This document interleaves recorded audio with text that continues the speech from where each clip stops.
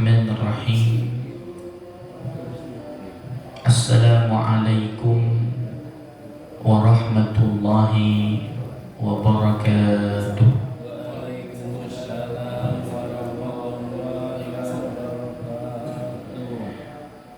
Alhamdulillah, alhamdulillahilladzi amarna wa awjabana bil ibadah. Asyhadu an la ilaha illallah wahdahu la syarika lah wa asyhadu anna sayyidana Muhammadan abduhu wa rasuluh la nabiyya wa la rasula ba'dah.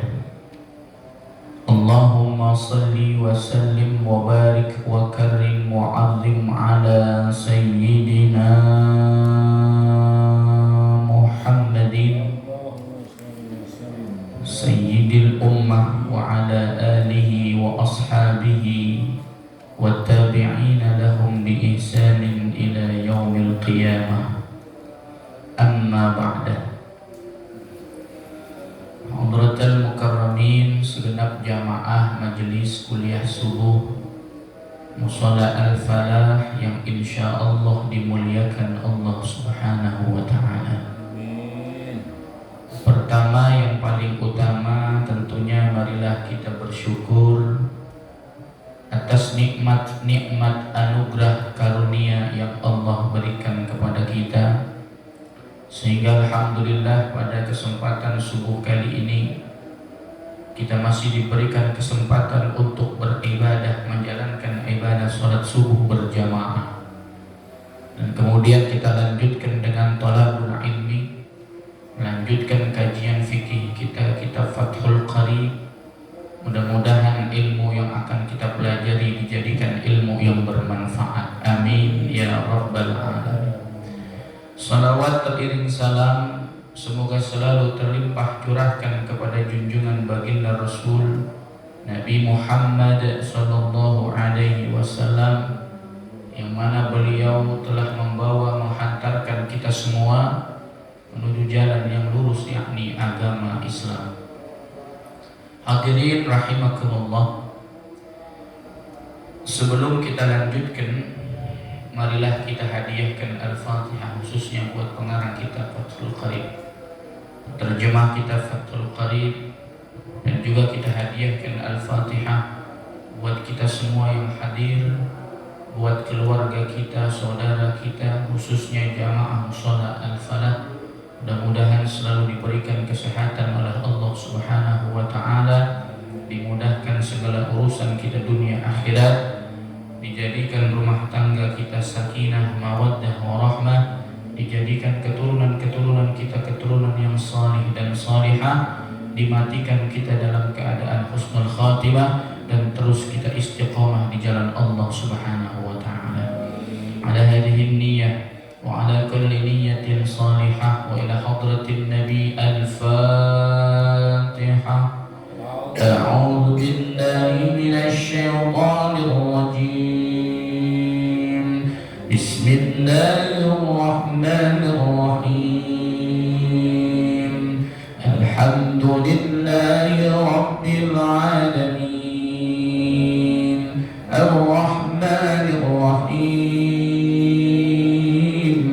Maliki yaumiddin. Iyyaka na'budu wa iyyaka nasta'in. Ihdinas siratal mustaqim. Siratal ladzina an'amta 'alaihim ghairil maghdubi 'alaihim waladdallin.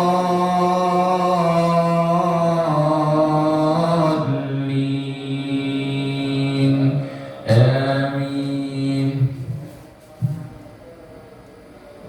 Baik jamaah, insyaallah dimuliakan Allah Subhanahu wa ta'ala.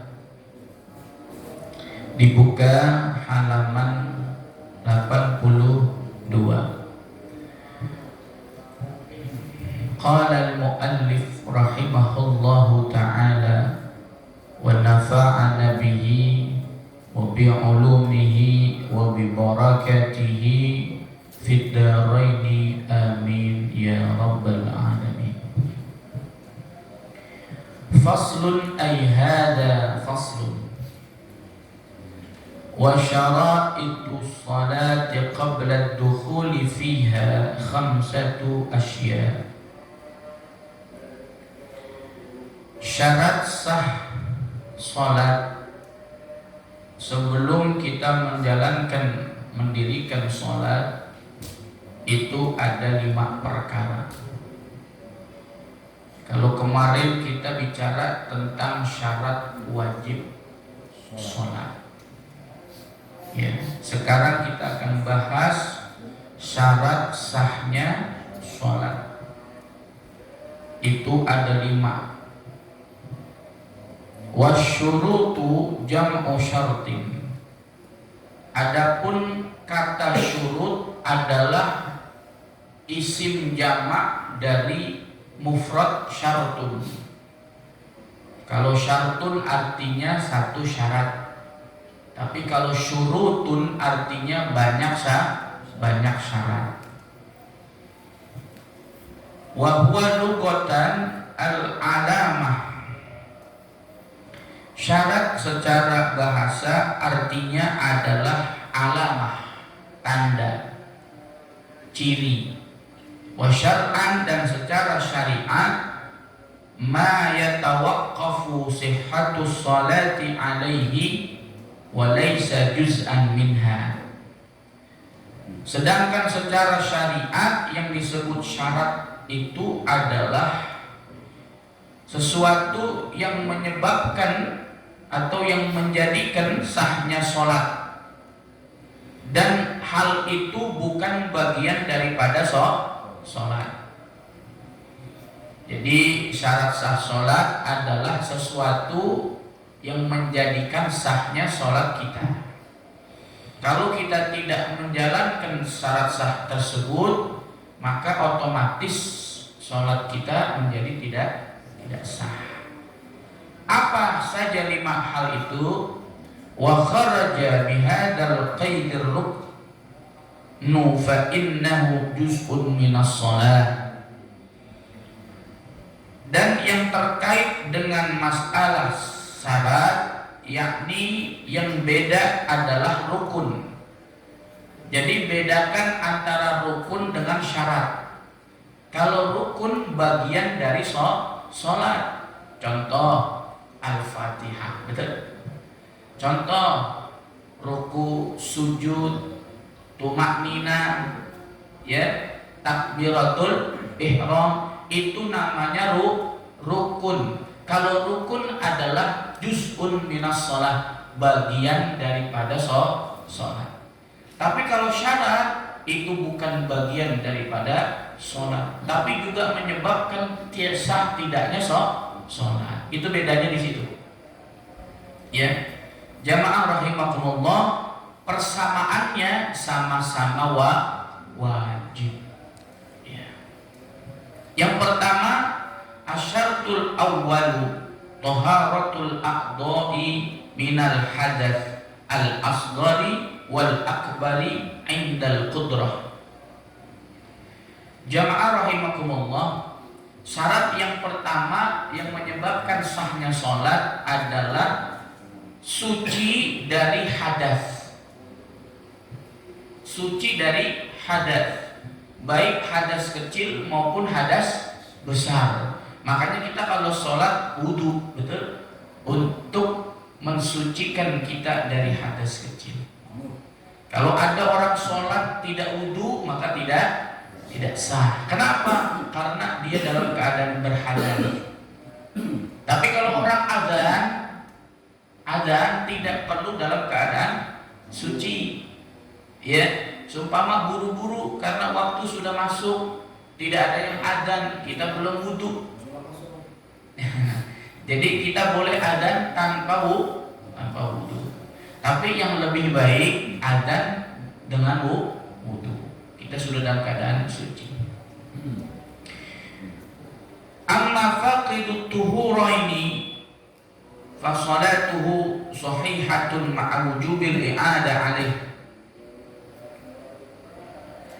Adapun orang yang suci dari sesucian, apa maksudnya suci dari sesucian?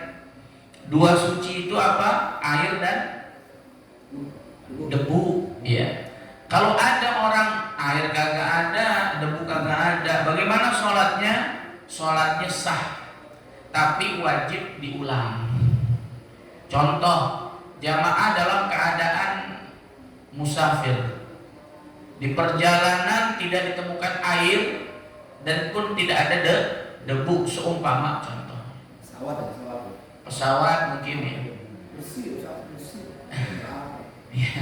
Nah, kemudian jamaah sholat, tapi kan nggak wudu, ya, nggak ada air, kondisi hadas. Bagaimana sholatnya? Sholatnya tetap sah, tapi nanti kalau sudah sampai harus diulang.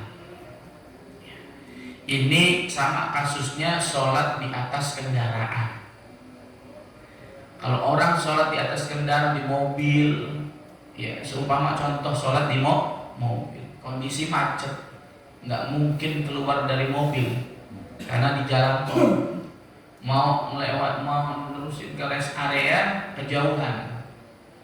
Kalau seumpama itu nanti habis waktu sholat, silahkan sholat di atas kendaraan. Bagaimana Ustaz? Saya nggak wudu, dalam keadaan berhadas, debu juga nggak ada.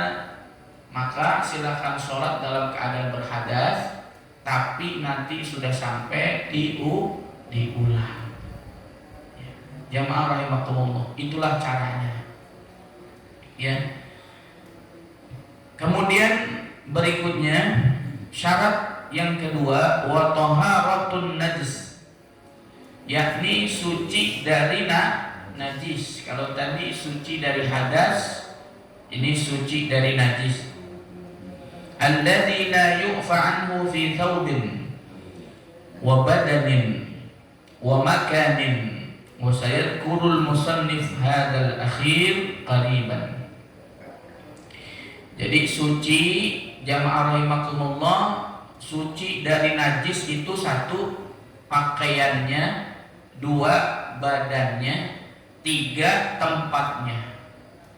Itu semua harus suci. Termasuk sesuatu yang menempel dengan kita ketika sholat itu mesti suci. Contoh, kita pakai sorban, maka sorban itu harus suci. Ya, sorban harus suci.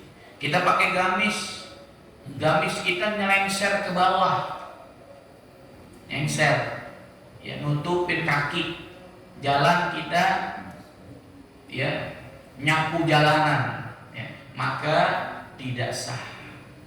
Kenapa tidak sah? Karena ada kemungkinan terkena najis. Ya. Jamaah rahimakumullah. Kemudian ada yang bertanya, Ustadz, saya sholat, ketika di tengah sholat ada cicak, ada kotoran cicak, apakah sholat kita batal? Kalau jamaah ada cicak jatuh di tempat sujud, maka sujudlah di tempat yang tidak ada kotoran cicaknya. Sebab yang disebut tempat itu suci dari najis adalah tempat di mana kita menempel gerakan kita, gitu. Kalau seumpama tempat itu kita tidak sentuh, maka tempat itu bukan bagian daripada tempat sholat. Ya, maka caranya menghindar daripada kotoran tersebut. Jamaah rahimakumullah. Kemudian yang berikutnya wasani. Nah, tadi berarti yang pertama tadi syaratnya adalah suci dari hadas dan najis. Itu yang pertama. Ya. Kemudian yang kedua wasani satru launil aurah. Yang kedua menutup aurat. Indal qudrati walau kana syakhsu khaliyan walaupun seseorang tersebut dalam keadaan sendiri, sepi, nggak ada orang, fi dzulmatin, dalam keadaan gelap, artinya gelap, lagi mati lampu, fa in ajaza an satriha shalla ariyan. Tapi kalau dia memang tidak mampu untuk menutup aurat, silahkan sholat dalam keadaan telanjang. Ini maksudnya apa? Ya, artinya jamaah rahimakumullah, ini dalam keadaan darurat, pakaian tidak ada, sarung tidak ada, yang menutupi tidak ada, silahkan sholat dalam keadaan telanjang. Ini rasanya nggak pernah ada ya. Pernah nggak kejadian begitu? Lagi jalan di mana, ya, nggak bawa pakaian, ada nggak? Sepertinya nggak ada. Ya, ini bukan kondisi yang betul-betul darurat sekali. Tidak ada pakaian, tidak ada penutup sama sekali. Di zaman ini sepertinya mustahil adanya, betul? Iya. Andaikan orang itu punya sarung najis, lebih baik pakai sarung najis daripada telanjang. Kenapa Ustaz? Dalam keadaan darurat silakan pakai pakaian najis. Makanya Bu Yahya sering sampaikan, wahai para kiai, jangan terlalu keras dalam hukum fikih. Sholat petani harus ini dulu gitu. Padahal dengan pakaiannya boleh, silakan sholat. Karena barangkali dari rumahnya lupa bawa pakaian, silakan sholat dengan pakaiannya itu. Kalau dia yakin bahwa pakaiannya itu suci, nggak usah diiadah. Tapi kalau dia ada keraguan bahwa pakaiannya itu najis, silakan iadah. Apa tadi iadah? Diulang. Jadi nanti niatnya beda, Pak. Kalau kita usolli fardhu dhuhri seumpama zuhur, usolli fardhu dhuhri arba'a raka'atin mustaqbilal kiblati adaan. Kalau kita meninggalkan qadaan. Tapi kalau kita menjalankan tapi harus diulang i'adatan. Nah itu. Ya, niatnya tolong dirubah. Sholli fardhu dhuhri arba'a raka'atin mustaqbilal kiblati i'adatan lillahi ta'ala. Loh, kenapa i'adatan? Karena tadi saya sudah sholat. Saya ingin menyempurnakan sholat saya dengan pakaian yang suci, dengan pakaian yang bersih. Niatnya i'adatan. Waktu mengulangnya harus di waktu itu. Lewat hari. Kalau lewat berarti qadaan. Nah, kalau sekalian aja, jadi kalau daripada itu ntar aja sekalian nih langsung sholat. Pas sudah nyampe dari kendaraan nih, kalau sudah ntar aja sekalian aja ya. Artinya dia enggak, maksudnya artinya dia yakin bahwa waktu sholat masih cukup kan gitu. Dia udah lewat juga, Lewat bisa. Tapi di pondok gitu. Justru kalau seperti itu jatuhnya nanti kita dosa. Kenapa? Karena sengaja meninggalkan sholat. Karena kondisi yang sedarurat apapun harus sholat. Dia nanti sholat juga gitu. Tapi kodok kan? Iya, tapi kodok artinya kalau kita mengkodok dengan kita sengaja meninggalkan sholat dalam kondisi darurat. Kita niat. Ini nanti aja sekalian ada ini apa yang ulang-ulang sekalian aja. Gitu. Kita niat sholat, ya kita niat sholat tapi kita nggak menjalankan sholat, betul? Nah, maka dia tetap mendapatkan dosa meninggalkan sholat. Maka baiknya silahkan sholat, nanti diulang. Gitu. Waktunya masih cukup gitu. Waktunya masih cukup. Enggak jadi dosa dia meninggalkan sholat, tapi akhirnya dia sholat lagi. Kamu nggak dosa yang meninggalkan sholat. Dosanya tetap. Iya. Karena sholat kan beda dengan ibadah lain. Iya. Kalau ibadah lain beda. Kalau sholat itu dalam keadaan apapun tidak boleh ditinggalkan. Makanya di atas kendaraan itu begitu caranya, Pak. Ya, itu namanya sholat lihurmatil waktu. Sholat untuk menghormati waktu. Kalau kita lagi di mobil, kemudian waktu gak cukup untuk kita nunggu sampai isya, pasti kena isya, pasti kena habis waktu maghrib. Silakan sholat di atas kendaraan. Dalam keadaan apapun, suci, najis, tetap kita sholat. Ya, paham ya? Sebentar Pak Ustadz, ini Ya. lebih kepada ini pemahaman ya. Ya, Contoh saya katakan di kendaraan melewati waktu zuhur, Ya. sholat zuhur tapi melewati masuknya jatuhnya di setelah asar, gitu kan? Nah, tadi Ustaz kan mengatakan sholat di mobil tapi nanti diulang, kan? betul. Tapi Allah juga memberikan peluang di kodok, gitu loh. Jamak maksudnya. Di jamak, Di jamak, ya. Di jamak setelah asar. Biasa. Nah, keabdolannya itu mana yang lebih bagus? Baik. Mengulang atau menjamak? Baik, kita lihat musafirnya dulu. Kalau musafirnya itu boleh untuk menjamak, silahkan. Kan nggak mungkin kita ke Depok macet, kemudian kita jamak, kan nggak boleh. Sedangkan menjamak itu syaratnya harus kurang lebih 83 kilo dari sini ke Bandung. Jarak apa waktu? Jarak. Kalau waktu enggak. Kalau waktu mungkin susah ya. Karena dihitung di dalam fikih itu adalah masafah. Masafah itu adalah jarak. Nah, maka pertanyaan Pak Maman, kalau kita berada di safar yang tidak boleh jamak, maka harus sholat di atas kendaraan. Paham maksudnya? Ya. Iya. Contoh kita lagi mau ke Taman Mini ya, atau kita mau ke Istiqlal ya. Tiba-tiba macetnya luar biasa. Lah kalau saya nggak sholat di atas kendaraan akan habis waktu duhur. Seumpama ini contohnya. Maka sholat di atas kendaraan itu adalah lebih baik daripada kita nunggu nanti asar kemudian kita qadha duhur. Itu dapat dosa meninggalkan sholat duhur. Paham ya? Kalau udah ngerjakan gitu kan tadi harus diulang lagi lah, kan waktunya udah habis gitu.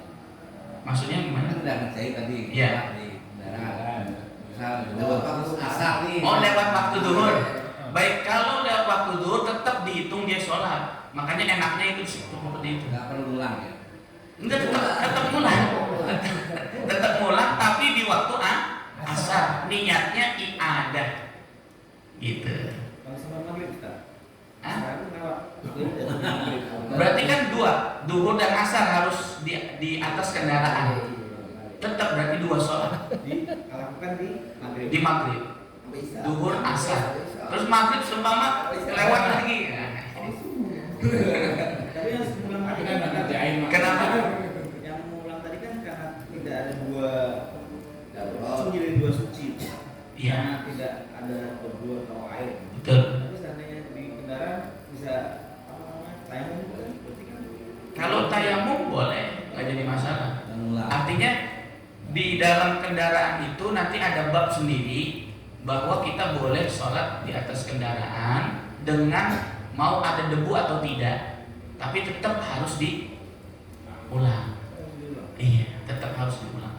Karena kondisinya kalau di atas kendaraan itu kan tidak sempurna. Ya, Gerakannya ya. Bukannya itu Gerakannya. hanya apa? Udah dapat pahala aja. Kalau ngulang tuh dapat pahala 2 kali gitu. Iya, jadi gini. Artinya kan gitu. jadi- Sebenarnya walaupun nggak diulang juga nggak apa-apa. Diulang pun dapat 2 kali. Gitu. Iya, jadi gini. Ketika kita sholat di atas kendaraan, itu kan kita sholatnya tidak sempurna. Iya. Maka wajib untuk mengulang, gitu, untuk menyempurnakan sholat kita. Karena ibadah di sini artinya adalah kewajiban untuk mengulang. Kalau kita tidak mengulang, Iya, kan udah sholat gitu. kita udah sholat, tapi kan belum sempurna. Sama seperti kita sholat Jumat, Iya. ada rukun yang kurang, maka kita wajib dengan, padahal kita udah sholat Jumat kan, Iya. tapi karena tidak sempurna ada rukun yang kurang, maka kita wajib menyempurnakan dengan duhur. Nah, gitu bandingannya seperti itu. Gitu. Sebenarnya, sama dengan orang sakit kan. Ya, Orang sakit itu kan biasanya sholat, tidak boleh meninggalkan sholat. betul. Nah, kemudian karena dia sholat, iya nggak sempurna, dia dapat pahalanya sholat. Jadi Bukan. dia kan ngulang lagi. Jadi nggak bisa dibandingkan dengan orang sakit ya. Iya. Karena kalau kita dalam keadaan kendaraan kita sehat, Iya. betul. Artinya gini, sebetulnya orang yang di atas kendaraan itu sehat, bisa berdiri, bisa sujud sempurna. Cuma karena kondisinya di mobil, daripada kita meninggalkan sholat dosa, maka Islam memberikan solusi untuk sholat di atas kendaraan, tapi wajib diulang. Itu jadi tidak bisa disamakan dengan orang sakit, kan orang sakit nggak bisa sempurna sholatnya. Iya, jadi orang sakit tidak perlu diulang sholatnya. Orang sakit itu sholat semampunya dia. Gitu. Iya. Nggak ngulang ya.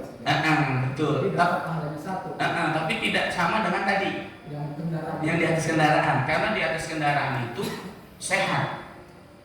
Ya, paham ya? Jadi hati-hati nih dalam masalah ini, kan namanya kias. Dalam menganalogikan tidak boleh sembarangan, karena takutnya nanti salah gitu ya. Tapi Ustaz, sholat di kendaraan pada saat itu wajib. Karena kalau meninggalkan kita dosa. Tidak ada toleransi. Padahal kan mau diganti, mau diulang. Iya, tetap. Jadi gini, tadi kan seperti logikanya Pak Bambang. Ya udahlah, kita nanti qadha aja kan gitu. Itu sekalian. Tapi lihat, kalau kita mengqadha, itu berarti kan kita tanya, itu dia sengaja ninggalin apa enggak?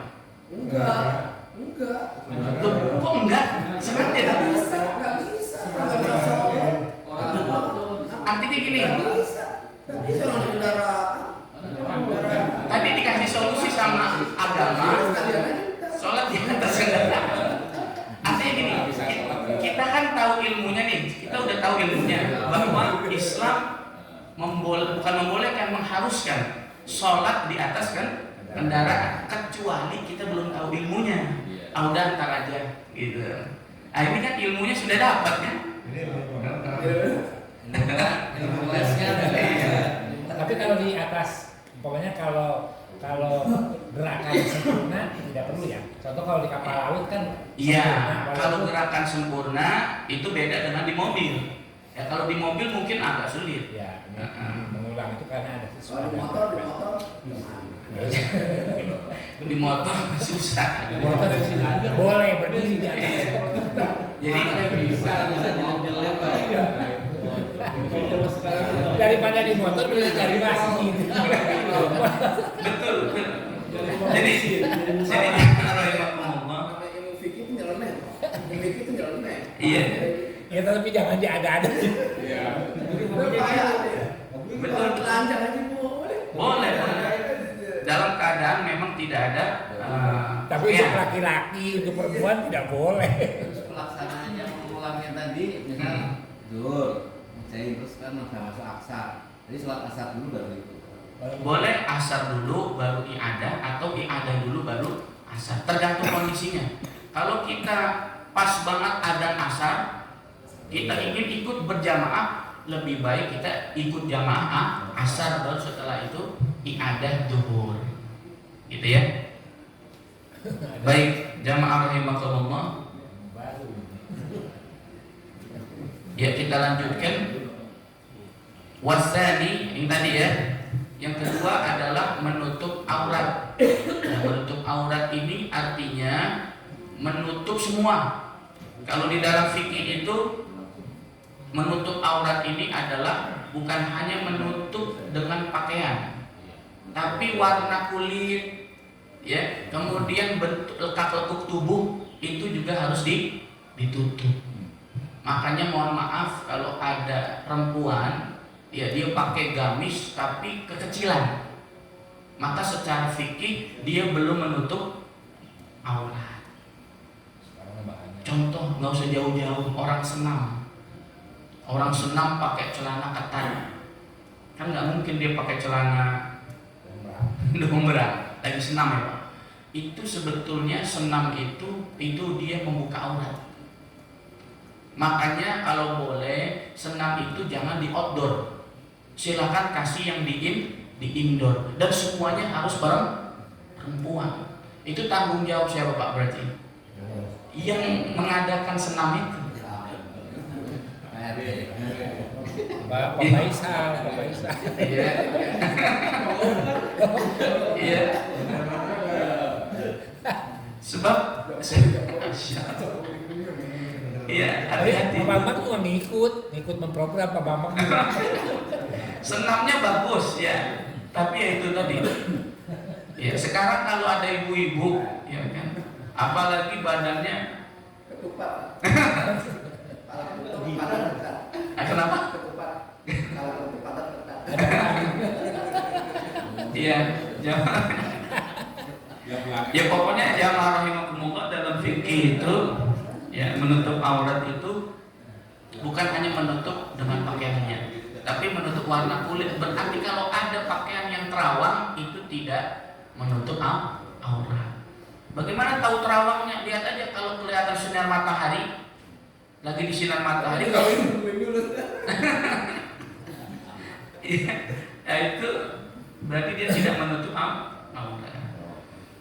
Ya, makanya beliin istri kita itu mukena yang agak tebal. Ya, jangan yang terlalu tipis. Ya. Takut khawatir kelihatan warna kulitnya. Baik jamaah rahimakumullah, kita lanjut. Wala yumi'u birruku'i was-sujudi bal yutimmuha wala i'adata 'alaihi. Kemudian bagi orang yang sholatnya itu dengan isyarat, ya, dengan isyarat maksudnya rukuknya isyarat, ya, sujudnya dengan isyarat, bal yutimmuha, ya, kemudian dia harus menyempurnakan tersebut, ya, wala i'adata 'alaihi, maka jamaah rahimakumullah, kalau orang tersebut yang tadi dalam keadaan menutup aurat, ya, menutup aurat, kemudian dia sholat dengan ruku dan sujud secara sempurna, maka tidak perlu diulang. Jadi intinya adalah sempurna. Kalau tidak sempurna wajib diulang. I'adah tadi. Wa yakunu satrul aurah bilibasin tahirin, dan menutup aurat harus dengan pakaian yang suci. Wa yajibu satruha aidan fi ghairi sholati 'anil nasi wa fil khalwah illa li hajatin min ittisalin wa nahwi. Dan demikian pula wajib menutup aurat fi ghairi sholah. Nah, jadi nutup aurat itu ternyata bukan hanya ketika sholat, tapi di luar sholat wajib menutup aurat. Ya, itu contohnya seperti perempuan. Ya, perempuan itu kadang-kadang dia pakai kerudung tapi rambutnya masih kelihatan. Nah, ini tetap dihitung tidak menutup aurat. Ustaz, bagaimana istri-istri kiai NU? Kita sebutlah ya. Itu banyak ibu-ibu nyai itu begini doang tuh. Pakai apa ya? Kerudung nih. Tapi masih kelihatan rambutnya. Apakah itu menutup aurat? Ya jawab sendiri. Ya. Berarti masih kelihatan auratnya. Ya. Artinya ya sudah jamaah, kan seorang ulama kadang-kadang tidak sempurna. Sekelas Profesor Dr. Quraisy Shihab, ya, itu saja anaknya tidak mau sampai sekarang, kan gitu. Tidak mau, bahkan belum siap katanya menutup, bahkan dengan dalih bahwa jilbab hati gitu ya. Nah ini kan orang-orang yang ngeles ya. Hah? Orang yang namanya syariat. Kenapa ini? Ada bagian. Iya, jadi seperti itu jamaah. Jadi namanya syariat nutup aurat pakai jilbab ya wajib gitu. Jangan dibandingkan begini, lebih baik daripada dia berjilbab tapi hatinya tidak baik, mendingan tidak berjilbab tapi hatinya. Nah ini salah, ini perbandingan yang salah. Sebab apa? Sebab itu syariat. Ya, jangan salahkan jilbabnya, tapi salahkan orangnya, betul? Kenapa orang yang berhijab itu kemudian tidak memiliki akhlak yang baik? Jangan salahkan hijabnya, tapi salahkan orangnya. Sama kayak orang, wah di musola, di masjid pakai gamis, pakai sorban, disuruh imam agak mau. Kenapa? Karena belum hafal. Iya, jangan salahkan sorbannya, jangan salahkan gamisnya, tapi salahkan dia tidak mau belajar Quran. Kan gitu ya? Itu banyak sering itu. Karena image masyarakat kalau orang udah pakai sorban, udah pakai gamis pasti kiai gitu. Paham tentang agama. Ustadznya nggak datang, disuruh imam dia, gemeteran. Ya, baik jamaah yang insya Allah dimuliakan Allah Subhanahu wa Ta'ala. Kita lanjutkan, wa amma satruha an nafsihi fala yajibu lakinnahu yukrahu natruhu ilaiha. Melihat aurat sendiri hukumnya makruh. Makanya Sayyidina Ali karramallahu wajhah itu dikasih keistimewaan adalah sahabat Rasul yang tidak pernah melihat auratnya sendiri. Itu Sayyidina Ali itu.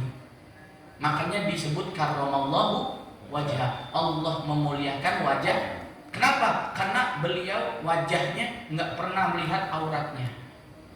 Kalau kita melihat nggak Pak? Gimana? Hah? Kalau lagi mandi ngeliat?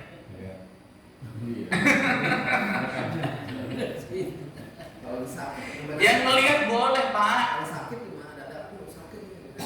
Kenapa kan? Enggak, kalau sakit ya. Sakit di bagian itu? Ya itu kan ada hajat. Maksudnya ada kebutuhan, boleh nggak ada? Ini maksudnya kita dalam keadaan normal. Ya dilihatin. Ini Masya Allah. Udah berubah belum pakai minyak bulus? Ya Pak, Masya Allah. Iya. Ya. Ya boleh, tapi artinya kayak rokok Pak. Orang rokok boleh nggak? Boleh, tapi makruh. Baik. Wa auratud dzakari ma baina surratihi wa rukbatihi wa kadzal amah wa auratul hurra fi sholati ma siwa wajhiha wa kaffaiha dhahran wa batnan. Auratnya laki-laki antara pusar sama dengkul. Berarti secara fikih orang sholat nggak pakai baju, yang penting nutup udelnya sah, betul? Itu fikih, tapi emang mau ngadep Allah begitu? Sarupa, gidibet, nutupin udel, tapi ke atas itu telanjang. Sah nggak sholatnya? Sah, tapi masa sih? Itulah disinilah peran daripada tasawuf, akhlak. Iya, paham ya? Jamaah rahimakumullah. Jadi auratnya antara pusar dan dengkul. Begitu juga adalah auratnya amat. Amat itu apa sih Pak? Amat nggak ada sekarang ini. Amat itu budak perempuan. Kan sekarang sudah tidak ada perbudakan. Apa dalilnya? Fakku raqabah. Surah apa itu? Al-Balad. Fakku raqabah. Ya, sudah dihilangkan perbudakan.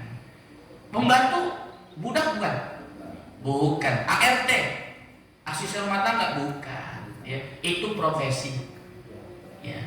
Baik. Makanya kita kalau punya ART kagak sholat, dosa yang punya rumah itu. Tukang ART yang kita kerjakan di rumah kita, kalau nggak sholat, dosanya orang yang nanggung rumah. Kalau tidak disuruh. Tapi kalau sudah disuruh dia nggak sholat, urusan dia. Makanya dulu pernah ada seorang ulama ingin bangun pondok, nyari tukang yang sholat susah Pak. Kebanyakan tukang nggak sholat, betul. Coba bayangin dia mau merenovasi masjid, mau merenovasi rumah, tukang kagak pernah sholat. Kalau giliran sholat Jumat itu ngumpet. Entar keluar jam 1. Ya Allah. Susah nyari tukang yang sholat Pak. Saya bingung kenapa ya Pak ya? Kenapa tukang nggak mau sholat itu? Nanggung ustadz kan gitu ya, kotor gitu. Nah kotor kan kamu bisa bawa yang bersih betul untuk ganti sholat. Nah ini jamaah rahimakumullah. Ya. Baik, kemudian kita lanjutkan. Wa auratul hurrah.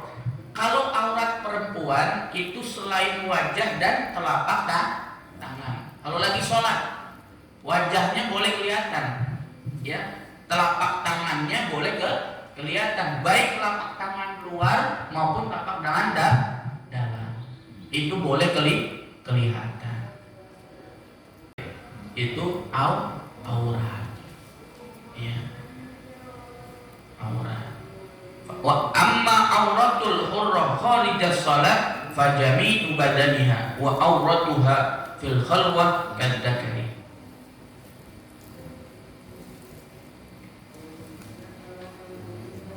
Sedangkan aurat perempuan di luar sholat itu seluruh badannya, dan di dalam tempat yang sunyi auratnya sama dengan aurat laki-laki. Tempat yang sunyi maksudnya gak ada orang. Jamaah rahimakumullah, makanya sebetulnya cadar, ya Pak, itu wajib kalau kita mau jujur, itu wajib menurut mazhab Syafi'i. Nah kita kan Syafi'i ya, tapi kita nggak pada mau pakai cadar. Kenapa? Kita ngambil daripada kaul daripada sebagian Syafi'i. Mayoritas Syafi'i mengatakan cadar wajib. Tapi Syafi'i sebagian itu mengatakan sunnah. Makanya kebanyakan dari kita ngambil yang sunnah. Banyak orang-orang yang memahami mazhab Syafi'i, perempuannya tidak bercadar. Kita salah. Setelah COVID menjadi sunnah, kan mereka pada pakai masker. Bahkan wajib ya. Wajib. Iya. Baik. Kita lanjut. Wal aurah lughatan an-naqsu. Aurat secara bahasa artinya kurang. Kurang itu berarti aib. Wa syar'an 'ala ma yajibu satruhu wa huwa al-muradu huna wa 'ala ma yahrumu nadruhu wa dzakarahu al-ashab fi kitabin nikah. Sedangkan secara syariat adalah sesuatu yang wajib ditutupi, itu aurat. Ya, sesuatu yang wajib ditutupi. Dan yang dimaksud di sini adalah yang haram untuk dilihat. Ya, haram untuk dilihat. Wa dzakarahul ashabu fi kitabin nikah. Sebagaimana yang disebutkan di dalam kitab bab tentang masalah nikah. Jadi kita baru dua ya syarat sahnya ya. Yang pertama suci hadas, suci najis. Yang kedua menutup aurat. Baik, kita lanjut yang ketiga. Wasalisu al-wuqufu ala makanin tahirin. Yang ketiga harus diri di tempat yang suci. Kita sholat harus diri di tempat yang suci. Fala tasihhu sholatu shakhsin yulaqi ba'du badani aw libasih najasatan fi qiyamin aw qu'udin aw ruku'in aw sujudin. Maka tidak sah sholatnya seseorang yang ketika sholat badannya, pakaiannya terkena najis, ketika ruku, ketika berdiri, ketika sujud. Makanya tadi saya sampaikan, kalau di tengah-tengah sholat ada tai cicak, maka hindari kotoran itu. Jangan kita malah sujud di kotoran tersebut. Ya, baik. Jamaah rahimakumullah. Yang keempat, warabi'u al-ilmu bidukhulil waqti. Yang keempat adalah tahu masuknya waktu sholat. Sekarang mah udah gampang, ya udah banyak waktu, ada banyak jam untuk masalah waktu sholat.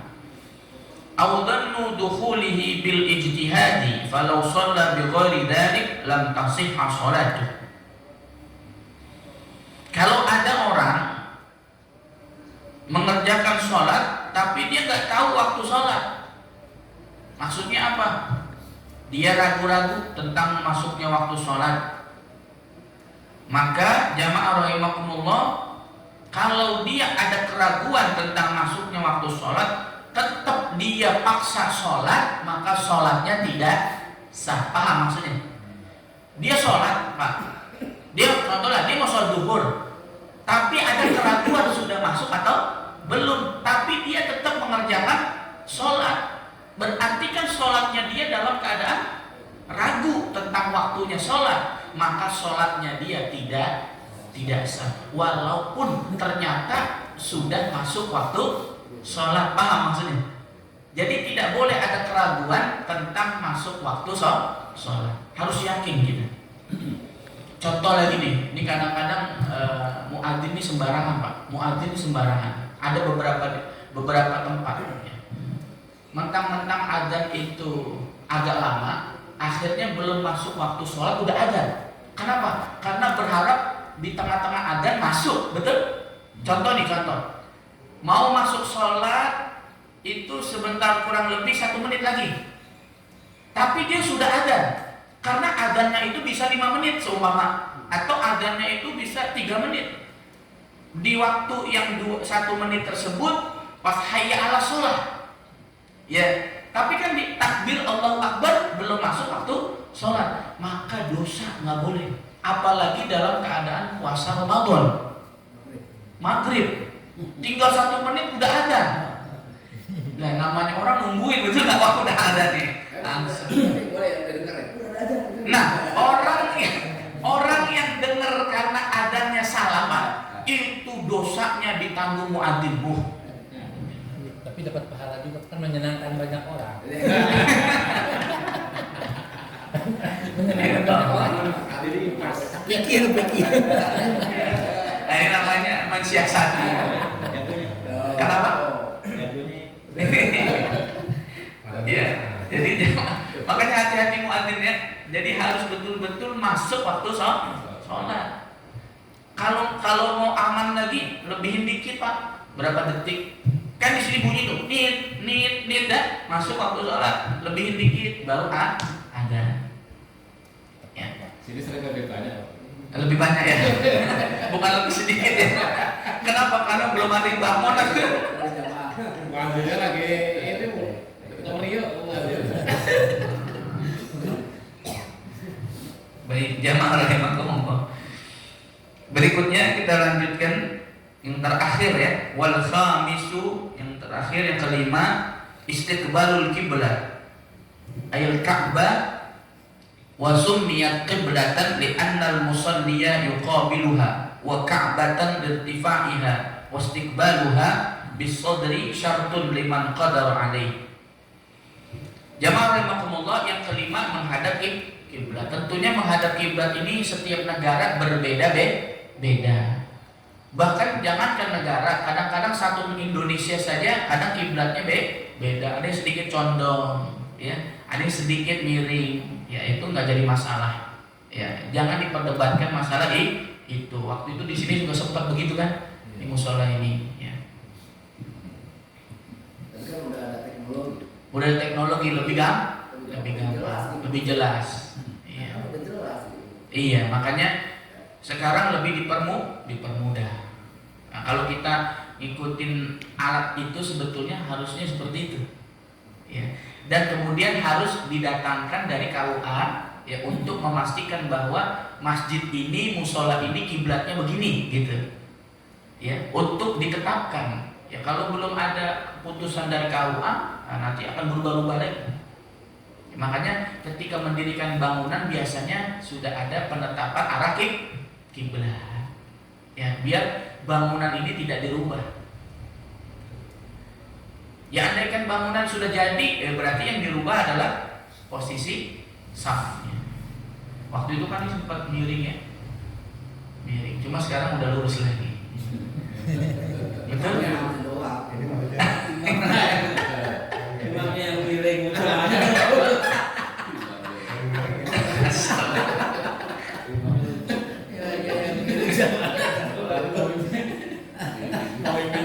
Yang ini Pak. Imamnya miring jalannya. Tapi ini belum pernah Udah pas itu. tapi ini belum dimasukkan KUA Pak Bambang? Jadi, Orang KUA belum kesini. daftar. Oh, sudah daftar ya belum? Kan Jadi nggak jadi kenapa? Karena ditolak gitu. Oh. Karena udah pasti kalah gitu. Iya, iya. Kalau jadi itu udah pasti miring semua. Oh gitu Pasti Kak. kalah, iya. Mana nih nggak mau didaftarin aja. Nggak usah gitu. Pasti kalah jadi makanya Iya. nggak mau supaya dia nggak miring. Biar lurus aja lah. Iya. Itu asalnya. Ustaz ada pertanyaan tentang imam yang miring sama yang lurus tuh rusak kan? Ya mestinya ngikutin imam. Iya. Imam itu dijadikan untuk diikuti.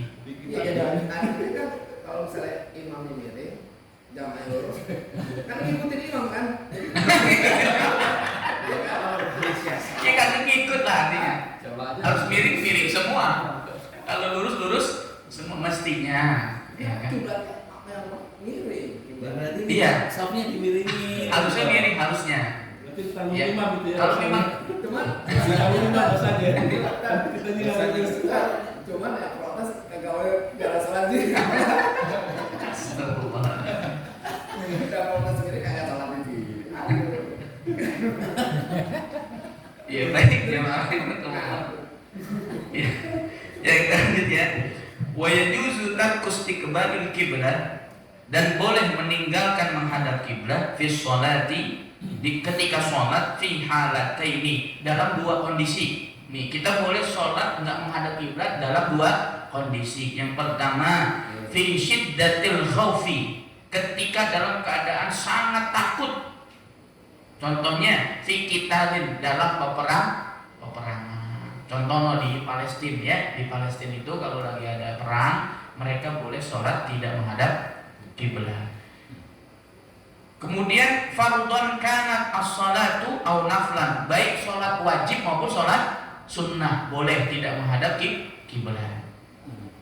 Wa fin nafilati fi safari 'ala rahilati, dan yang kedua boleh tidak menghadap kiblat sholat di atas kendaraan. Ngikutin kendaraan itu apa? Arahnya kemana? Ketika takbiratul ihram kita menghadap kiblat, ternyata di tengah-tengah berubah, itu nggak apa-apa. Kalau lagi sakit kan bednya nih tempat tidurnya Ya. di rumah sakitnya itu nomor kiblat. Gimana juga gimana? Nggak apa-apa, karena kan dia sholat semampunya dia. Itu makanya itu di situ cuma ada dulu. Ini kan pendapat Syafi'i. Iya, pendapat mazhab yang lain kan gitu ya. Artinya bahwa kondisi sakit kalau memang tidak bisa menghadap kiblat boleh. Iya. Terus kita fleksibel. Iya. Habis bohong. Ya baik, falil musafiri safaran mubahan walau qasiran at-tanaffulu sauba maqsadihi. Ya, ketika baik musafirnya itu adalah safar yang mubah ya, ataupun safarnya itu adalah tentunya safar yang jaraknya dekat. Ya, jaraknya dekat itu maksud tadi Pak, tidak ada syarat jamak tadi yang tadi Pak Maman nanya tadi. Warakibud dabbah la yajibu alaihi wadu'u jabhatihi ala sarjiha. Mathalan bal yumi'u bi ruku'i wa sujudi wa yakunu sujuduhu akhfad min ruku'i. Jamaah rahimakumullah, orang yang naik kendaraan hewan. Nah, ini sepertinya di zaman ini sudah tidak ada gitu maksudnya. Ya. Atau bisa juga dikiaskan dengan kendaraan yang lain. Itu kalau kita ruku sujudnya nggak bisa, boleh dengan gerakan isyarat. Ya, rukunya segini, sujudnya segini, Pak, apa? Itu namanya ima. Itu namanya gerakan isyarat. Sujud gerakannya lebih rendah daripada ruku, begitu maksudnya. Kecuali mobilnya mobil yang kayak presiden mana tuh Pak? Yang luas. Limusin. Hah? Limusin. Iya. Nah, itu sujudnya tuh udah kayak ya seperti sholat di rumah aja. Ya. Tapi di Indonesia nggak ada ya? Ada nggak? Presiden kita begitu mobilnya? Enggak kan? Kenapa? Wa ammal masyi, ini terakhir ya. Wa ammal masyi, adapun orang yang jalan kaki, fayutimmu ruku'ahu wa sujudahu wa yastaqbilul qiblah fihima wa la yamshi illa fi qiyamih wa tashahhudih.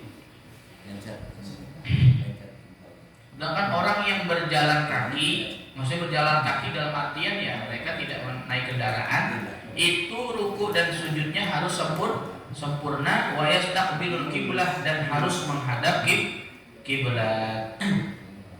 Wala yamshi illa fi qiyamihi wa tashahhudihi. Artinya jamaah rahimakumullah, orang yang dalam keadaan tidak naik kendaraan harus menyempurnakan gerakan sholat. Baik, jamaah rahimakumullah, mungkin syarat sahnya sholat sudah kita sampaikan ya. Jadi ada 5 tadi, apa saja Pak? Yang pertama suci hadas, suci najis. Yang kedua menutup aurat. Yang ketiga berdiri di tempat yang suci. Yang keempat tahu masuk waktu sholat. Dan yang kelima menghadap kiblat. Wallahu a'lam bishawab. Baik, ada pertanyaan? Silakan.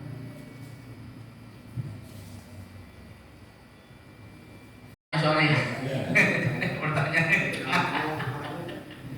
Iya, baik jamaah rahimakumullah. Ustaz. Ya. Kalau yang tadi kan kalau kodok kan jaraknya 83. Ya. Ya, kemudian yang kalau di sholat dalam mobil itu diulang lagi apa enggak usah gitu? Baik. Karena udah memenuhi jarak.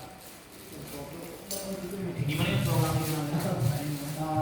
Kan kalau sholat tuh memenuhi jarak kan kita kalau mana musafir. Ya. Nah, kalau sholat di mobil gitu. Sholat di mobil itu diulang lagi enggak kalau ada itu? Jaraknya tapi sudah 83. Iya, 83 ya. Ya nggak usah di atas mobil, nggak usah. Kalau kita safarnya itu safar yang memenuhi, boleh jamaah sama qasar Pak, itu lebih baik tidak usah sholat di atas kendaraan. Nah ini kan misalnya nih zuhur di bis itu di bis ya, Iya. kita pulang kampung nih, Betul. di bis masuk zuhur kita bisa sholat, tapi sopirnya itu kalau misalnya asar kalau maghrib kan nggak bisa nih, karena nggak ada istirahat sopirnya kan kita tergantung sopir, Iya. nggak istirahat, kita sholat di dalam kendaraan. Oh maksudnya asar ya? Iya, ya misalnya zuhur atau asar pun karena kita ngikutin sopir. Ngikutin sopir. Di bis ya, di Iya. bis. Kita ngikutin zuhur pun nggak istirahat, masukin asar, Iya. mungkin kodok ya, atau itu jamak. Nah di waktu itu di asar. Nah, maksudnya kalau kita udah sholat asar di bis atau zuhur di bis itu di adab nggak gitu? Ada apa enggak gitu ya? Iya maksudnya itu. Baik. Iya. Jadi ini juga masalah juga ya. Jadi sebetulnya yang namanya penumpang kan ikut supir ya Pak ya. Iya betul. Jadi kadang-kadang kitanya yang harus lebih paham tentang kondisi bis yang kita tumpang. Contoh ya Pak. Kita mau pulang itu kita berangkat sebelum zuhur. Seumpama. Saya yakin nih bahwa supir ini nggak akan mau berhenti nih. Nah itu. Gitu ya. Maka kalau supir tidak mau berhenti kan pasti kan kita meninggalkan 2 sholat seumpama ya Pak, zuhur dan asar seumpama. Terus bagaimana Ustaz, saya sampai rumah maghrib, sedangkan zuhur asar saya mau niat jamak takhir harus di asar nggak dapat, betul? Iya. Kalau jamak takhir kan harus di asar, nggak boleh di maghrib, nggak boleh. Terus saya mau jamak takdim, supir kan berhenti. Mungkin maksudnya begitu ya Pak ya. Iya. Akhirnya Ustaz, saya sholat dan di atas kan kendaraan tetap ibadah Pak. Tetap ibadah. Walaupun jaraknya ada. Walaupun jaraknya sudah mencukupi. Ya. Nah, karena kondisinya begitu sih. Ya. Bus ya. Iya bus. Kecuali Bapak bus ini pas banget di asar tuh berhenti. Jadi sopir. Iya, makanya kita nggak bisa gitu. Jadi kalau seumpama kondisi begitu, lebih baik Bapak sholat di atas kendaraan, tapi tetap harus diulang. Tetap diulang. Gitu. Diulangnya ini beda dengan orang yang sengaja meninggalkan sholat, sengaja. Ya, Beda. Dosa. Nggak harus diulang. Gimana? Orang yang sengaja meninggalkan sholat gitu, dan kondisi normal ya, sengaja nggak sholat atau nggak sholat. Nah, berarti itu apakah harus diulang atau itu dosa? Obat harus tobat. Masalahnya maksudnya Setelah tobat diulang lagi itu juga ada. Ya, maksudnya adalah orang yang ketika sengaja meninggalkan sholat secara sengaja, itu maksudnya Pak ya? Ya itu yang dosanya luar biasa itu Pak Faisal. Makanya kan ada orang yang beranggapan bahwa nanti kalau satu doa atau apa itu dia sholat niatnya untuk membatalkan itu. Ganti sholat yang pernah ditinggalkan sama dia. Baik. Nah, saya paham maksudnya. Jadi meninggalkan sholat secara sengaja hukumnya dosa. Itu udah jelas ya Pak ya, hadisnya banyak ya. Tapi membayar sholat yang kita tinggalkan dulu karena kita udah tahu bahwasanya kita sering meninggalkan sholat, hukumnya wajib. Makanya mengqadha sholat yang dulu kita tinggalkan harus. Terus bagaimana Ustaz? Kita nggak paham nih berapa tahun kita sembahang gitu. Ya sudah ditakdir, namanya ditakdir. Bahasa fikihnya namanya takdiron. Takdiron itu apa? Dikira-kira. Kira-kira nih umur berapa sampai umur berapa Pak Maman yang kita itu sering tinggalin sholat. Seumpama, kayaknya 5 tahunan dah saya nggak sholat. Nah, maka selama 5 tahun sisa umur kita Pak Maman itu setiap sholat 2 kali. Tadi contoh nih, subuh sama imam. Imam lagi wirid, kita naik. Sholat lagi kodok subuh. Gitu. Begitu Pak Faisal. Biar cepet ya bisa 2 kali kalau ini. Hah? Nggak boleh-boleh aja. Boleh. Lebih dari 2 kali. Semampunya. Lebih dari 2 kali boleh. Boleh. Pokoknya semampunya. Kalau meninggal ketahuan meninggal nih Tapi Dan itu dilakukan nggak hari kebut di umroh jadi di rumah pun bisa di Indonesia juga bisa. Bisa. Nggak usah nunggu di umroh ya Pak. Nggak perlu. Ya maksudnya dia umroh itu nilainya kan pahalanya kan pahala sholat bulan gitu. Iya. Dikira- Itu bagus. Kalau di umroh bagus, lebih bagus. Karena kan di sana tempatnya kan beda ya Pak. Pahalanya juga lebih besar di sana. Gitu. tapi waktunya harus ngikut ya. Semuanya di subuh ya harus di waktu subuh. Enggak. Oh enggak. Yang penting kodok aja udah. Gitu. Tapi lebih baik di waktu itu. Ada bahasa itu ya sudah tobat aja dan sudah selesai gitu, nggak usah diganti. Iya. Jadi taubat itu kan mesti harus dibuktikan. Gitu maksudnya. Jadi kalau taubat selesai enak Pak Faisal. Orang akhirnya berpikir ya sudah nanti saya tak taubat aja lah. Gitu. Jadi pembuktian taubatan nasuha itu adalah dengan apa? Mengqadha itu. Seperti itu. Karena sholat itu beda Pak. Sholat pokoknya gini, ibadah sholat itu beda dengan ibadah yang lain. Kenapa? Sholat itu penentu ibadah yang lain, kan gitu ya Pak? Bukannya ibadah yang lain penentu sholat. Sholat penentu ibadah lain, sholat subuh penentu sholat yang lain. Nah itu. Kalau subuhnya kesiangan, maka duhur, asar, maghrib, isyanya berantakan, betul? Tapi kalau sholatnya bagus, sholat subuhnya bagus, insya Allah duhur, asar, maghrib, isyanya pun terjaga. Nah ini hadis Rasulullah Sallallahu Alaihi Wasallam. Ya, gitu. Jadi seperti itu Pak Faisal ya. Ada lagi yang mau ditanyakan? Tadi belum dicontohin Pak Ustaz. Iya. Tadi belum dicontohin, gak ada contohnya. Yang meninggalkan duhur sama asar masuk ke maghrib kan ada. Contohnya gimana caranya? Caranya, baik. Caranya bagaimana Ustaz? Duhur, asar, ya kan? Duhur di kendaraan, asar di kendaraan sampai maghrib. Maghrib harus sholat duhur, asar tersebut. Bagaimana Ustaz? Tadi tergantung kondisi. Kalau bapak kondisinya pas banget ada orang jamaah maghrib, sholat maghrib dulu, paham ya? Sholat maghrib dulu, baru setelah sholat maghrib silakan i'adah duhur dan asar, gitu. Ya, sebab kalau bapak ngedahuluin i'adah, nanti ketinggalan maghrib berjamaah. Itu digabung asar maghribnya sendiri-sendiri. Sendiri-sendiri. Sendiri-sendiri. Salam kan, salam, bangun lagi. Asar. Iya, gitu caranya. Dan niatnya tadi jangan lupa tuh Pak ya, i'adatan. I'adatan. Jadi adaan diganti apa? I'adatan. Baik, cukup ya? Ya. Baik. Udah lapar. Udah lapar. Baik, ya kita akhiri ya. Kita akhiri dengan kita membaca istighfar. Astaghfirullahaladzim, astaghfirullahal-azim, astaghfirullahal-azim, alladzi la ilaha illa huwal hayyul qayyum, wa natubu ilayhi min jami'il ma'asi wadh-dhunub, la hawla wa la quwwata illa billahil aliyyil azim. Allahumma shalli ala sayyidina Muhammadin wa ala ali sayyidina Muhammad.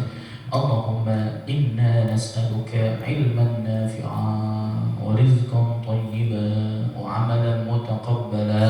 اللهم إنا نستودعك ما علمتناه فارده إلينا عند حاجتنا إليه ولا تنسناه يا رب العالمين. ربنا آتنا في الدنيا حسنة وفي الآخرة حسنة وقنا عذاب النار. صلى الله على سيدنا محمد وعلى آل سيدنا محمد والحمد لله رب العالمين. السلام عليكم ورحمة الله وبركاته.